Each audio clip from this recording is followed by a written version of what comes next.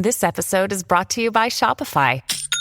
Forget the frustration of picking commerce platforms when you switch your business to Shopify, the global commerce platform that supercharges your selling wherever you sell. With Shopify, you'll harness the same intuitive features, trusted apps, and powerful analytics used by the world's leading brands. Sign up today for your $1 per month trial period at shopify.com/tech, all lowercase. That's shopify.com/tech.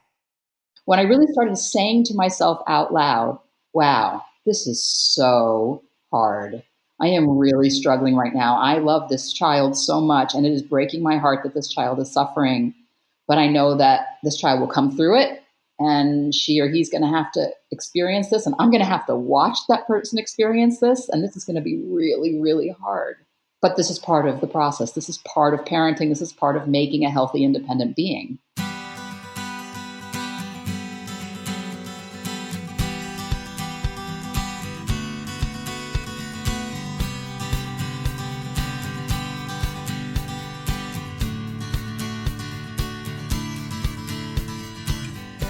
Welcome to Parent Footprint with Dr. Dan. I'm Dr. Dan. This show is about making the world a more loving, accepting, and compassionate place, one parent, one person, and one child at a time. The key to raising healthy and engaged kids is for us parents to seek the same in our own lives while striving to be the best versions of ourselves each day. Because no matter who you are or where you came from, with increased awareness, you can be purposeful about leaving a healthy footprint for your children, your family, and all those you care about while living your own life to the fullest. So everyone, I'm so excited for this show today. This show is Surviving Anxiety with the Anxiety Sisters. And I am pleased to introduce you to the Anxiety Sisters. They are Abbe Greenberg and Maggie Sarachek.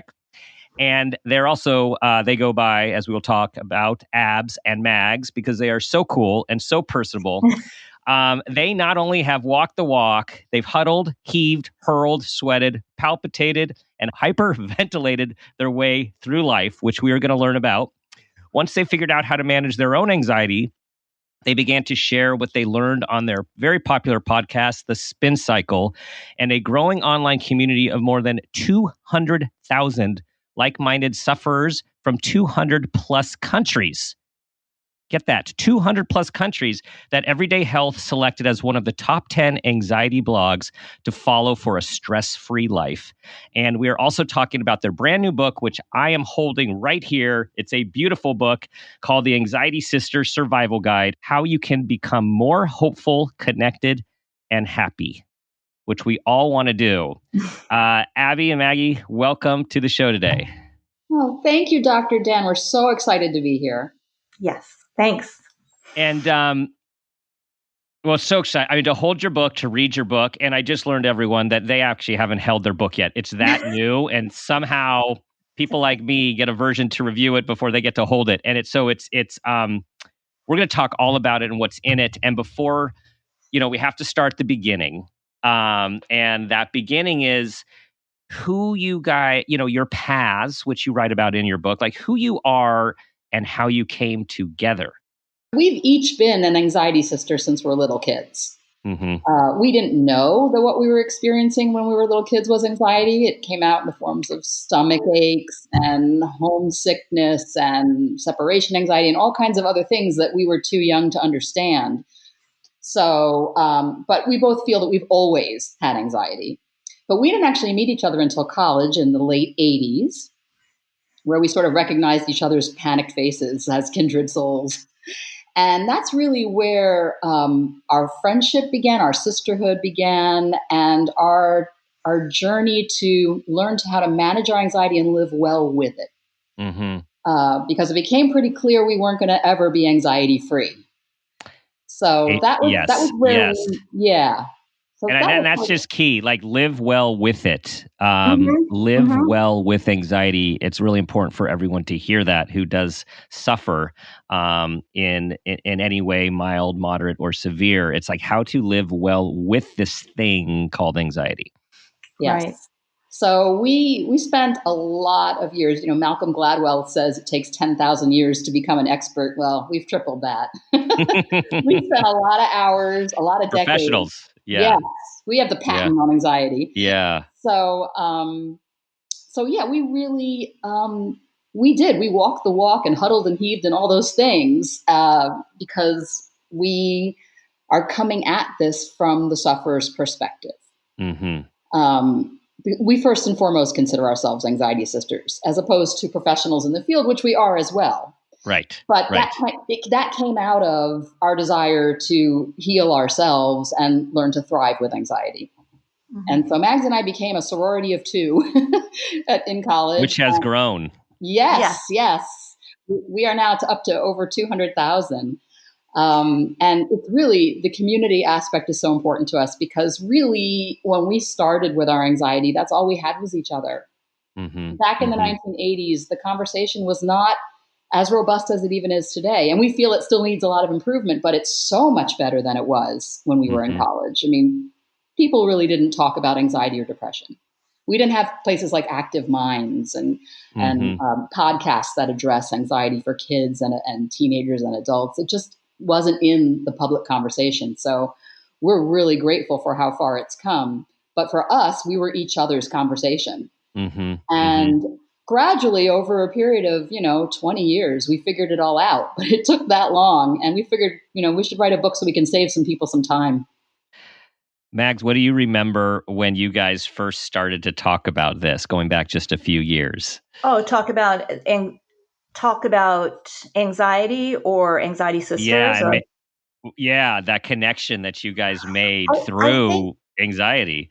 I think what I remember most is we both felt so much blame and so much shame around having these issues. And it's not so much that we were like, oh, I'm anxious and I'm ashamed of that, or I have anxiety disorder and I'm ashamed of it. It's sort of how it plays out in one's life. So it's the idea that there are places you can't get to. Like I remember being on the way to a friend's wedding and it was like 3 hours away. And I was like, oh, I think I have a stomach flu. Well, finally, my anxiety told me to make a U-turn. And on the way home, my stomach flu went away. There were, and so did your friendship. Sort of my friendship, but there were jobs that we didn't go for or we didn't take, or opportunities and so many relationships that suffered. And it's not so much they suffered because we said, hey, I have anxiety. They suffer because of all of the things that happen when you're really coping with we call it a brain illness. All the things that happen in your daily lives that you can't quite do. And so I remember that feeling of being alone and being really isolated. And I think that's why the community is so important to us. That's so much. We created this community and this book that we wanted and needed and still want and need. Where we talk about, what does it actually feel like to have anxiety? Not in the, yes, we all know some people get racing hearts, but, we go down into the nitty gritty, that you start to burp a lot and fart a lot sometimes, that, things actually happen that are scary and not very fun and sometimes embarrassing. And you guys are so real about it. The other thing that I wanted to add and left out in your bios, and this is just for everyone, it makes everyone feel so just so normal, that you each live with your anxious husbands and your anxious kids, right? And how these things run in families. But just that you're willing to put that out there, I just know how comforting it is for me to hear as someone who knows worry and anxiety very well.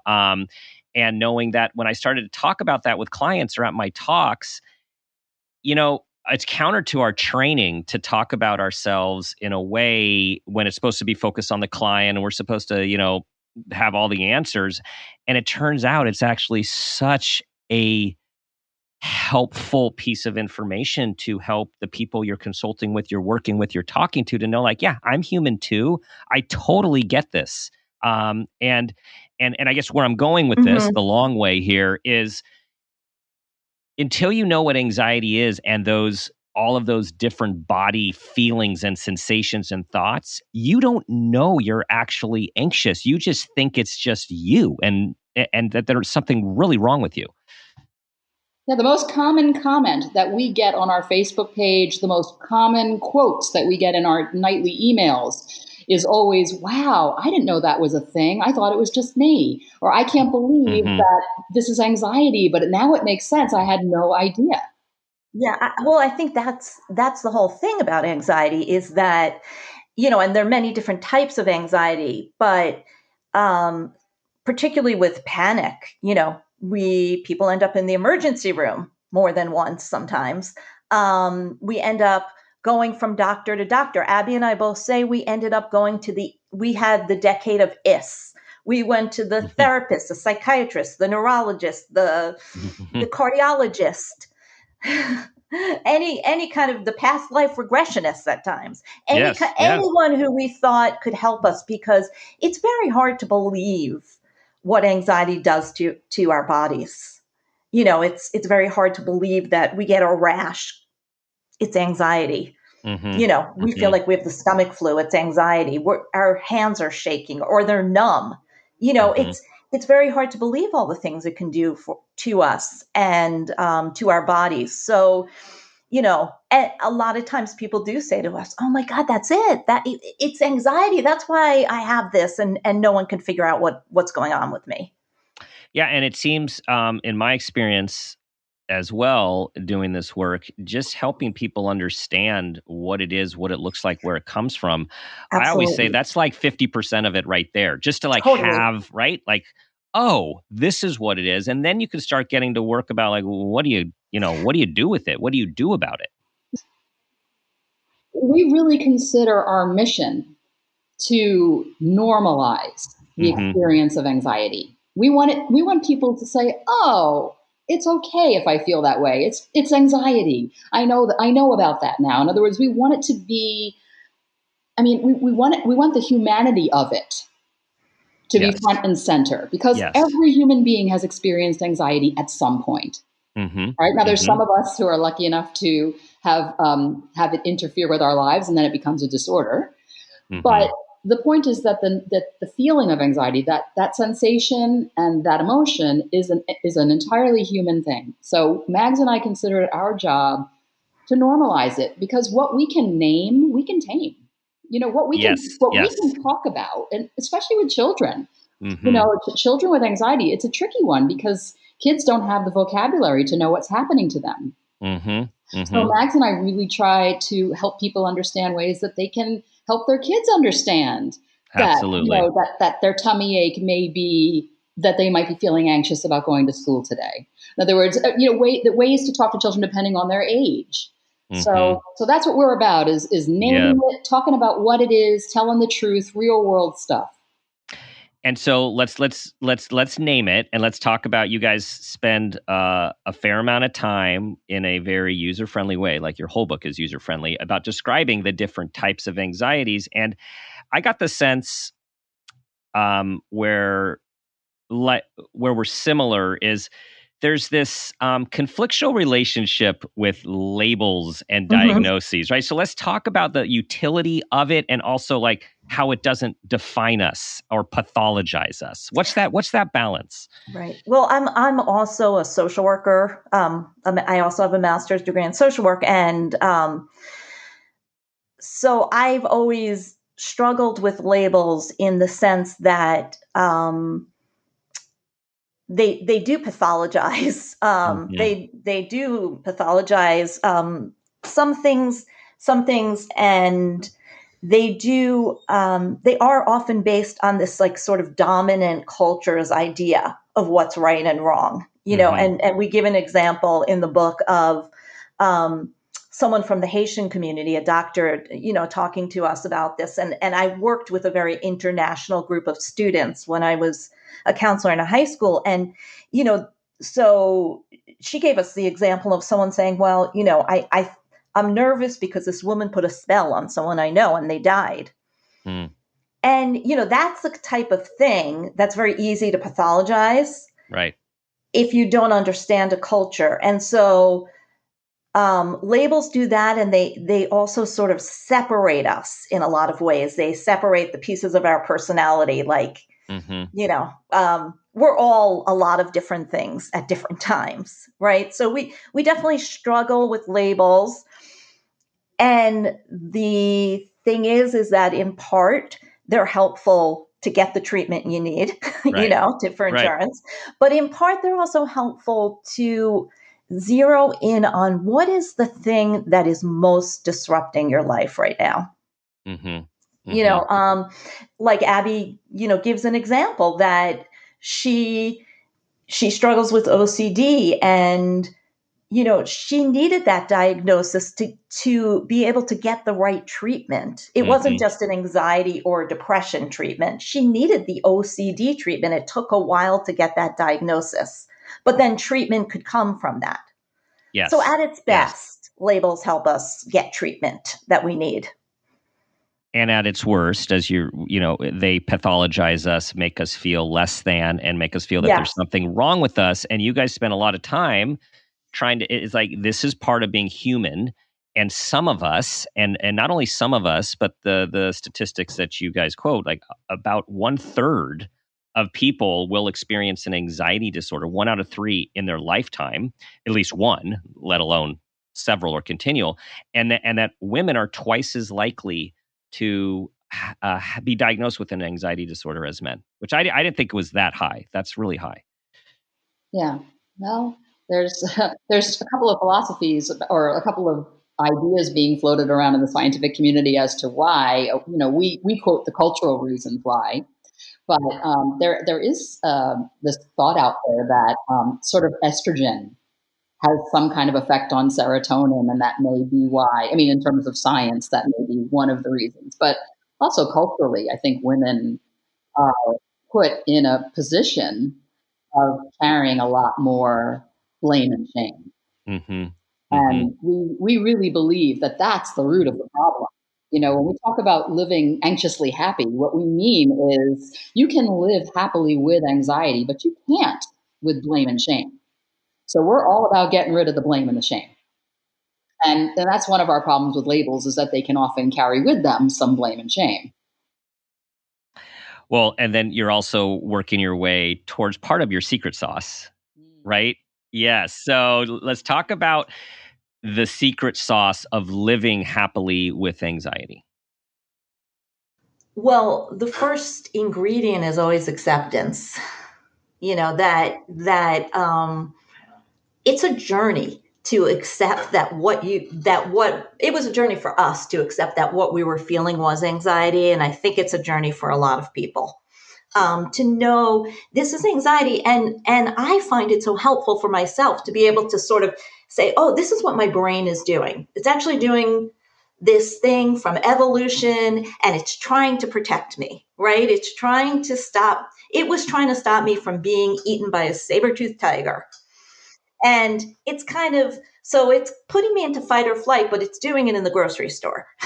It's doing it in places where I don't feel in immediate danger, but my brain is misfiring, right? My amygdala is misfiring. So it really helps to understand a teeny weeny bit of science, which we go into in our book around anxiety. It helps the acceptance piece, right?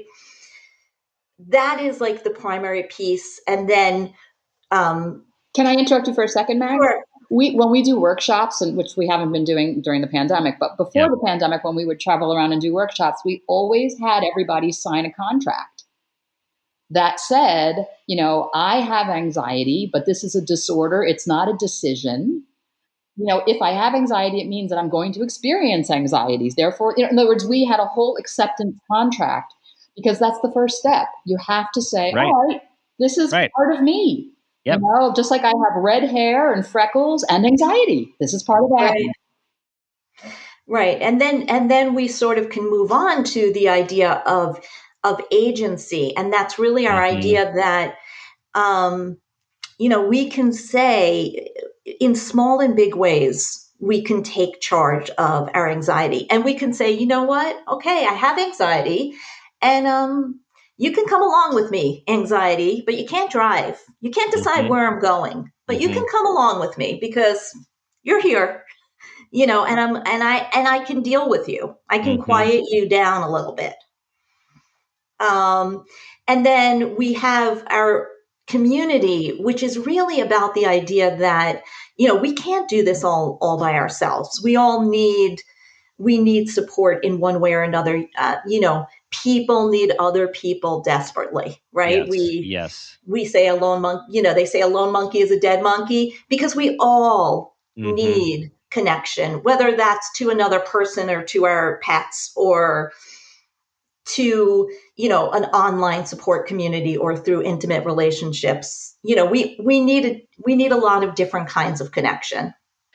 For sure. And that's also what has just added such a layer of difficulty to anxiety and depression during the pandemic is the separation from community. And then some gratitude for technology, for bringing us together. And I think the research is showing, as you're saying, like connection and community are essential to mental and physical health. Just essential. They're essential to our physical health as well as to all our health in general. And in case any listeners are thinking, I don't really have a big circle of friends, or I really spend a lot of time alone, or I don't have any family, we want to reassure you that connection does not have to be so intimate. Connection can be waving to the person who delivers your Amazon package. I mean, that is connection. Exchanging smiles with somebody as you walk by them on the street. That actually, the mirror neurons in our heads and in our bodies go to work and release serotonin and all those feel-good chemicals when we smile at another human being. Yeah. So don't stop waving at people. That's such a good thing to do. Wave at everyone, smile at them. People think I'm nuts in the park, but I don't care.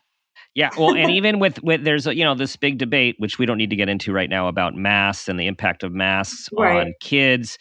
And I guess I'll just see what you guys think about this. Like a lot of the research talks about the way we read people is through our eyes and the expression of eyes. So I've heard people saying, well, I don't smile as much because I have a mask on. And I say, no, you got to keep smiling. It's in your eyes. Like you can see a smile and a connection, as you talked about the mirror neurons between how we communicate when we look at each other. Yes, absolutely. Absolutely. You can smile with your eyes 100%. We do. Yeah. So Abbe, I want to go back to something you just had said previously. Anxiety is a disorder, not a decision. And this has to do with what you guys talk about with acceptance. So I want to make sure everyone understands what you guys mean by that. So, what we basically say I'd like to say that I really pretty much, I don't think I passed high school physics. Like and I'm not very good at chemistry, but we teach this tiny bit of neuroscience to explain what's happening in our brain when we have anxiety. And we do that very specifically to show people that this isn't a choice you're making. This isn't like, I don't feel like going out today, so I'm going to have an anxiety attack. This is something that is happening to you in the same way other illnesses happen to you. And so that's a big deal because people think anxiety is a moral failing. Right. We spend a good amount of time explaining to people how, this is a disorder in the same way that if you broke your leg and you were on crutches, people would rush to help you get to the elevator and no one would expect you to climb the stairs. Right. But if we have a disorder in the brain, which is much less visible, then, the expectation is that we're going to just, just relax, chill out, you'll be okay, buck up and do it, baby. Right. So we really like to remind people that this is not something you chose. So this is splitting hairs, but I think this is important because what we're saying here is this is not a decision. This is a disorder in your Mm-hmm. brain, but there's nothing wrong with you. You're a full Right. human being. So Right. how do we hold that? Well, because and part of that is, we talk a lot about self-compassion. And I think self-compassion helps us hold a lot of different pieces. Mm-hmm. And we mean by that really understanding that to be human, to be a person means that we struggle. All of us, Yep. of us. And and it looks like your neighbor doesn't struggle when you look at them on Facebook or wherever you're seeing them on Instagram, but we all struggle. That's the thing that makes us human beings is struggle. And the two things that you said, Dr. Dan, those two things are not mutually exclusive, because Yeah. if you define wholeness, you can have a disorder and still be whole. Yeah. Right. And that's what Right. we try to teach people is if you can learn to manage your disorder, then you can experience the joy of being whole. Yeah. Yes. You can have, if you have diabetes, you Yes. have something, but you're still a whole human being who happens to have diabetes and has to manage it, understand it, and treat it. Right. Exactly. Mhm. And we need a lot of self-compassion for ourselves. We need a lot of saying to ourselves, you know what? This is my anxiety and it's really, really hard. It doesn't mean that I can't be able to still do things and learn ways to cope, but it's there and it's hard and it's painful. Yes. And back to the moral judgments I think that people make towards themselves and towards others. Like, no one is saying, to use the diabetes example, wow, you are a weak person that your body does not produce insulin or enough insulin, right? No, like, who's thinking that? Right. But yet when it's, I'm afraid to speak in front of other people, I'm starting to have a panic attack. It's like, oh, well, wow, you really got to suck it up. You have to suck it. Yeah, it's the whole casserole thing that people say, which is like, when someone, has cancer, everyone comes around with a casserole or, how can I help? What can I do? But when someone is really disabled from a brain illness or a mental illness, people disappear and they become afraid. Mm-hmm. Mm-hmm.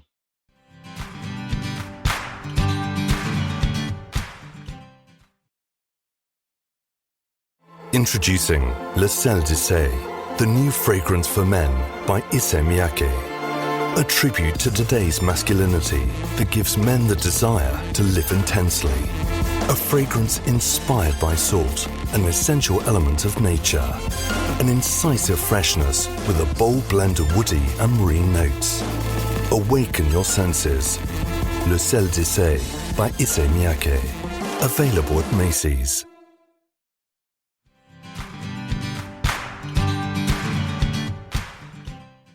So to keep going towards wonderful complexity here, relevant, wonderful complexity.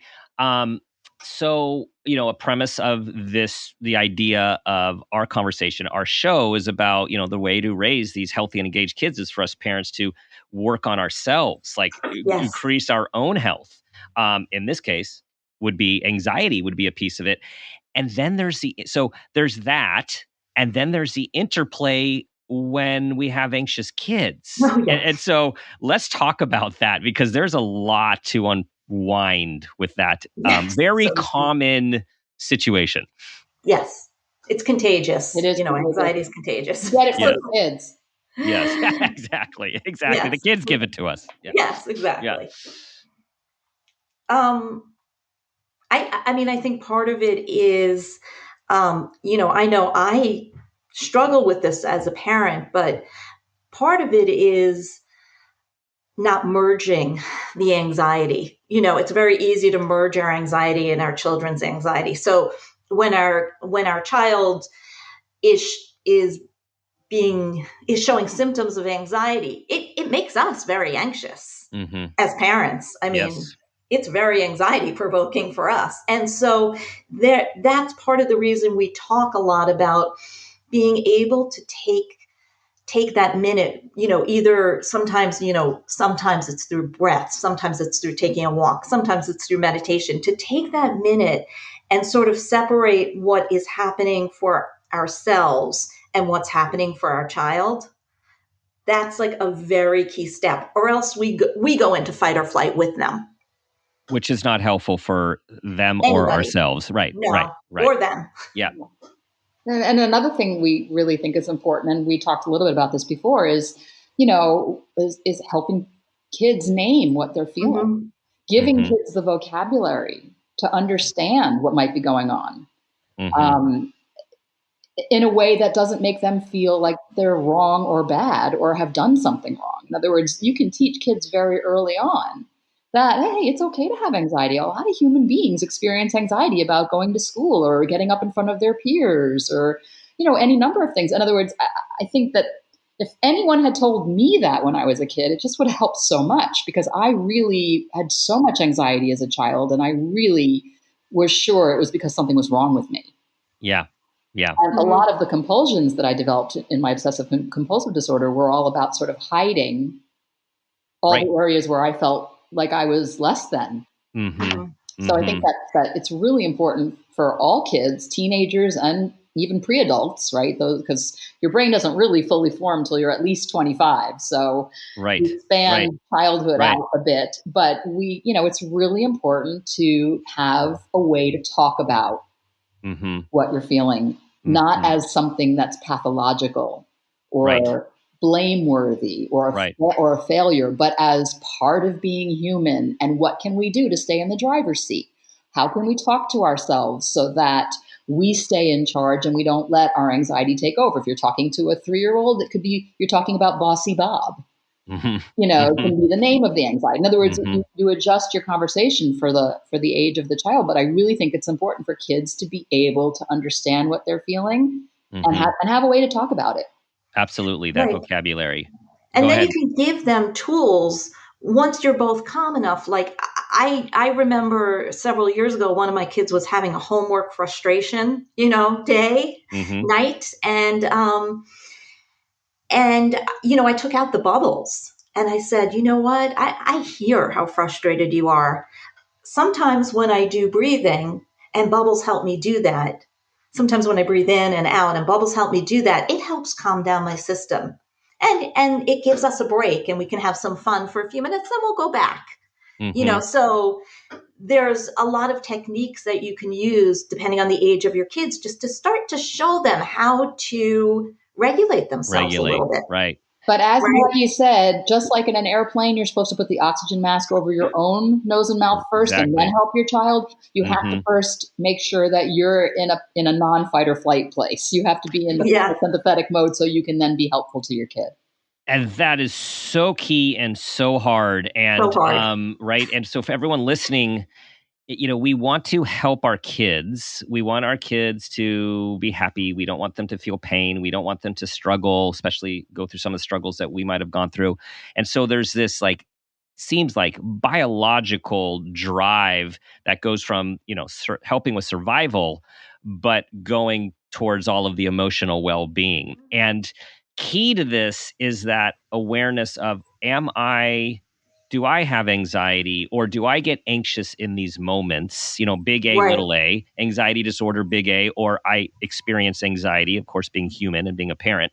And what does that make me do? Because I actually have a quick story about when one of our kids was struggling. And of course, when your child is struggling, you feel very powerless. And then for those of us who tend to worry about the future and ramifications, it kicks into anxiety. And here I am trying to be this mindful psychologist guy who actually specializes in anxiety, do all the right work, say all the right things. And I walk into this child's room in this situation and I say something. And as it came out, I could not believe how I just added to the anxious situation. And this child said to me calmly, looked me straight in the eye and said, "Dad, of all people, I would expect you to know better than to say that." Oh, God. Yes. And we had that too. Yeah. Yes. And all I could say was, "You're so right. I'm sorry." But I just as an example for all the listeners, oh my for all of us who like do this, it's Yes. still that hard in these situations when our kids are suffering. If I had a dime for every time my son looked at me and said, "Really? You're an anxiety sister and you just said that?" Yeah. My son, my older son, often goes on Anxiety Sister. Sometimes he presses the panic button or he reads blogs, and because he's like, it's a calmer way to get the information than me. Than talking to you, right? Yeah. Yes, than talking to me. So often I walk into his room and I see him like listening to a podcast. And he's like, yeah, this just helps relax me. Yeah. And he lives with me, And obviously, I mean, parenting as a venture is just about the most anxiety-provoking thing you can do. Pretty much. In my opinion. I mean, other than maybe like bungee jumping off some very big bridge. Yeah. Different type of anxiety. Yes. Yes. But I'm saying that, I mean, the endeavor of parenting, there is nothing harder. Because these beings are extensions of us. So not only do we care desperately for their welfare, but we also care a lot about our own sense of who we are through these kids. I mean, that's just part of that. There's a transference there. And it just makes it really sticky. And I don't know any parents. I mean, I don't know anyone who hasn't added to the anxiety for their children by accident or unwittingly or been told by their kid, "Thanks, you just made it worse." I mean, that's human too. So do you think this is too strong of a statement for both of you guys? That if you have a child who is experiencing anxiety or any type of related struggle, that actually the number one thing that you can do first is check yourself and your own mental health and your own anxiety? Yeah. That is not too strong. That's perfect. I mean, and I think going along with that, because it's something that we've seen a lot, is going along with that is being okay with whatever emotions your child is expressing. So I am not saying that every action is okay, right? But I think a lot of times we don't want our children to express sadness or anger or fear. We don't want them to cry. So many times I find myself saying, "Oh, don't cry." And then I catch myself, right? So I think sometimes we get confused between saying, okay, this action isn't okay, right? If you do this thing, it's not okay, versus letting them express a feeling, And so an example I always think of from when one of my kids was really young was he had to wait. He had to wait online to do something and he was really crying about it. And my sister-in-law said to me, "Well, no, he shouldn't be able to do it till he stops crying." And I said, "No, he's allowed to cry. He's allowed to feel however he feels. He can't skip the line." Right. But he can cry in the line, and I think that often as parents, we get very involved in like sort of how it appears, how our child's emotion appears in public or even in private. Well, and I think the important point you're bringing up is for us to be aware that our ability to tolerate our children's emotions and our children's pain. Yes. Because life is full of different types of pain. Like it's part of the human experience. And kids need to learn to understand their emotion, their response to different kinds of pain, and then how they are ultimately resilient, work through it. And if we jump in because we can't handle them feeling bad, we are actually doing a disservice to them, even though it's a good intention. I would say that the biggest disservice I've done to all of my kids has been that when I was trying so hard to make them not have to suffer. And I look back on it and I've said to them, those were mistakes on my part because, what parent wants to see their child suffer? It's so awful. Yeah. And yet it's part of being human. And I think what changed for me in terms of working with anxious kids, because my kids are all have anxiety. And I think that what helped me so much was when I really started practicing self-compassion. When I really started saying to myself out loud, "Wow, this is so hard. I am really struggling right now. I love this child so much, and it is breaking my heart that this child is suffering. But I know that this child will come through it, and she or he's going to have to experience this, and I'm going to have to watch that person experience this, and this is going to be really, really hard. But this is part of the process. This is part of parenting. This is part of making a healthy, independent being. Yes. And I think I just said that to myself over and over. This is hard. This is really hard. It's okay that you're upset about this. It's hard. We are moving so close to the parent footprint moment question. Time is going so fast today. Before we get there, I want to make a comment and then ask you guys each a question. First, for the comment to the audience is, what's wonderful about Anxiety Sisters, as you'll see when you read the book, it is a community, and it is all gender, all everything. So it is a community. I am a member. I am an Anxiety Sister. I'm a member of the tribe, and it's for everyone to feel inclusive, which is so wonderful that you guys are about community. 200,000 people in 200 plus countries. My question prior to the final question for each of you, what is one thing you would offer our listeners about what you've learned from your journey as an Anxiety Sister? Only one thing, huh? Yeah, sorry. We only have time for one. Only one. I just would say, don't go it alone. That we can do hard things, but we can also do hard things together, and that makes it easier. So I would say, if you are experiencing, whether it be mild stress or major anxiety, wherever you are on the continuum, come hang out with us. It's free. It's inclusive, as you said. We are, we call ourselves Anxiety Sisters because that's our experience. But we always say the definition of an Anxiety Sister is anyone of any gender with any amount of anxiety. That's so. We have people from all walks of life. Don't do it alone. It's much easier when there's people holding you up. Yes, I think that the thing that I've learned from our community online most is something you referred to before, which is there are two pieces. Being able to name what's going on is so powerful. Knowing that, I have this, we call it like sort of dissociation. We often call it floating. I'm feeling like I'm not quite in my body. Oh, that's a thing. That's a thing that other people have. I mean, that is so freeing, because so many people write to us and tell us, like, I thought I was crazy. But now I know that's part of anxiety, right? So one thing is naming is so unbelievably helpful. And that's part of, sharing in a community. And then the second is also something you referred to sort of in that whole thing of being very mindful, starting to really figure out what we're feeling and when we're feeling it. It's just incredibly helpful. It's sort of the two are connected. Wisdom, everyone. Wisdom from the Anxiety Sisters. Yeah. Okay, guys, it's time. It's time for the parent footprint moment question, and here it is.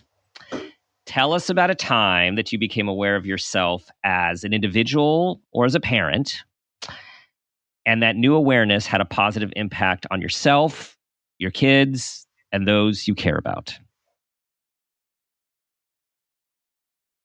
I'm going to call on you because I know you're both thinking and like, who's going to go first? Okay. So I'm just looking bottom of my screen. So Abs, you're on the bottom of the screen here. Okay. So, wow, there's a lot of moments that have changed how I view myself. I would say the most recent one that was a huge aha for me was I became a grandparent a few years ago. And I'm watching my children parent. And as I'm watching them parent, and of course, as a parent, the first thing you want to do is tell them what they need to do differently. Oh, no, don't do that, do that. And, you have that impetus to help out. And I've stopped myself. And I think the reason I stopped myself is because I'm understanding that there is no one right way to parent. That as long as what we want is for our children to feel safe and loved and to have mental and physical health, then there's so many ways to go about that. And that my way, I mean, this is huge, like light bulb moment for me, but my way isn't necessarily the right way. I can't believe I'm admitting this. I hope my kids are not listening. But there is no one right way to do that. And when I came to that point, I suddenly felt so much differently, not only more forgiving of my own parenting errors, but also I'm lucky enough to have both my parents alive. And I was able to look at them differently and say, wow, they loved me. They wanted me to be healthy and happy. And they did the best they could, just like I did the best I could. And now my children are doing the best that they can. And it was just it was like a very spiritual moment for me to recognize that there is no one right way to parent, even though sometimes I decided that I did have that right way. And isn't it so freeing to realize that there are many, many ways? And those of us who tend towards perfectionistic thinking, it doesn't come into our minds, right? That there are multiple ways, but it is so freeing. So thank you for sharing that to everyone. Listen, like there are many ways. There is not a right way. Yeah. All right, Mags. Okay, so mine is so I have children with some special challenges and some different kinds of needs, and so all parents of children with some special challenges know what it's like to deal with the bullying issue, right? Where your child's being bullied, and so I don't know. This was my child maybe was in third grade or fourth grade, fifth grade, I don't remember. But, he came home and he was telling us that, certain things people said to him in school, right? Certain like mean sort of one-ups people said. And I found myself saying to him, well, you could just say this back, or say this back, right? Sort of giving him lines to say back. Because I was so upset, of course, as we were talking about the pain. And he turned to me and he said, Mom, the thing is I don't want to say any of those things. And I said, why not? And he said, because I don't want to become like them. I want them to stop doing what they're doing, but I don't want to become one of them. And it just was so profound, as a parent of a special needs child, but also just as a parent of any child, I guess, this idea of, I wasn't, the things I was saying to him were not kind. I wasn't teaching him to be kind. I was teaching him to what I thought was defend himself, but he had it all over me. Like he understood so much more. Like, this is not who I want to be. This is not what I want to put out in the world. It just stopped me in my tracks, because it was such a big lesson for me. Our kids teach us so much when we stop and listen. Yes. And as you're saying, like being able to pivot and actually knowing, I mean, here's a theme, like that we're not always right. Right. Like they actually have the answers a lot of the time. And can we allow them, can we help them along their way of finding their answer or being confident to go in the direction that they want to go in these moments? I think so many times for those of us who have any kids with special needs, we sort of are trying to help them be normal. And then we have to really think about quote unquote normal or typical, and then we have to really think about how great normal is, like it's not. Right. No, and we were talking before the show of an earlier podcast with Jonathan Mooney, and the title is Normal Sucks. Exactly. Right? Exactly. Normal sucks, everyone. We got to embrace our neurodiversity. And anxiety being definitely on the neurodiverse continuum. Yes, absolutely. So that was thank you. I've had a lot of those moments with him, but that was a big, moment that I'm thinking about right now. You also have a particularly wise child, Mags. Yes. Awesome. All right, you guys, this conversation went really, really, really fast. I'm holding this great book, and I'm going to read it again because I want everyone to hear the subtitle as well, because it's the inspirational part. The Anxiety Sisters Survival Guide: How You Can Become More Hopeful, Connected, and happy. And I read this book cover to cover, page after page. It is filled with why your brain does what it does, what anxiety is, all the different types of treatments, of help, both mainstream, alternative. It's in such a friendly, welcoming, and community-based tone, which I know is no surprise to everyone after hearing from you. So tell everyone where they can find the book, where they can join your community, where they can find your podcast, and all the stuff you guys are doing. So you can find us on our website at www.anxietysisters.com. You can buy our book anywhere you buy books. We happen to love our independent bookstores, but you can get it at Amazon or Barnes & Noble or I think Target and Walmart as well. So anywhere you want. And you can find our Facebook page. It's Anxiety Sisters. Come join us. We have a robust conversation going on there 24/7. We also are on Instagram at the Anxiety Sisters. And we have a podcast every month called The Spin Cycle. So you can join us there as well. And Dr. Dan, I really feel like you should just you guys don't get to see his face, but we do. Just looking at your face is very soothing. I'm thinking you're ready for a TV show. So I'm sorry. Thanks, Maggie. Well, we definitely think you're going to have to come on our podcast to talk. Oh, we need to have more conversation here. I'd love that. I'd welcome that. Thank you guys very much. I mean, just preparing for this, I knew I'd be talking to kindred spirits for sure. Yes, definitely. And that definitely is true. So thank you guys so much for the work you're doing, for raising awareness, for bringing this important information and this non-stigmatizing, accepting help and hope to so many people who deal with this thing called anxiety. And so everyone, you are all now part of the Anxiety Sisters just by listening to the show. Absolutely. Thank you, Dr. Dan, so much. All right, everyone, that concludes another inspiring conversation. You know what I'm going to ask you to do. I'm going to ask you to share this with anyone that you think can benefit from this conversation. Join our community. Tell others about this community of helping the world become a more loving and compassionate place, one parent, one person, and one child at a time. And as always, I will leave you with the guiding question: what footprint do you want to leave?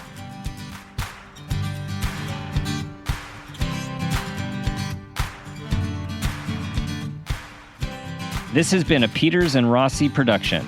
Parent Footprint with Dr. Dan is produced by Laura Rossi. Our engineer is Phil Rossi. Theme music is Strummerman, composed and performed by Pro Tunes. Artwork is by Garrett Ross. Follow us on Instagram and Facebook at Parent Footprint Podcast and on Twitter at Dr. Dan Peters. If you are an advertiser interested in advertising on our show, go to midroll.com/ads. For more information, go to exactlyrightmedia.com. Listen, subscribe, and leave us a review on Apple Podcasts, Stitcher, or wherever you get your podcasts.